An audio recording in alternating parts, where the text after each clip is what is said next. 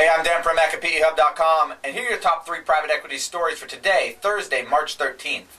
Well, leading us off, it looks like the end of the line for Carlyle Capital Corp., the mortgage-backed security fund that's listed in Amsterdam. Now, last week, Carlyle missed margin calls on its portfolio, which is about $23 billion of residential mortgage-backed securities, i.e. something that has been declining in value consistently for the past several months and precipitously lately. Now, missed the margin calls last week, but there was some thought they'd be able to refinance, work out something with the banks. That hasn't happened. Carlyle announced that it's essentially defaulting on $16.6 billion of the portfolio, with the rest to follow shortly, which means liquidation is on the way. This fund is dead.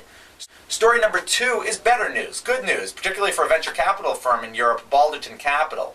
America Online this morning announced that it's going to buy Bebo, the world's 3rd largest social networking company behind Facebook and MySpace, for about $850 million. Now, this is an enormous return on investment for Balderton Capital, the VC firm which invested just $15 million in the company 2 years ago at a post-money valuation of $95 million. So that's a 9x, approximately, cash return on investment in less than 2 years. Not bad, particularly considering that Balderton also recently was the VC behind MySQL, which Sun Microsystems is buying for $1 billion. And our final story today is a SPAC, or one of these blank check acquisition companies, special purpose acquisition companies. There's tons of them out there. This one's notable because of who is running it. The guy's name is Cliff Robbins, who used to be a general partner at General Atlantic, big private equity firm, and before that was a general partner with KKR.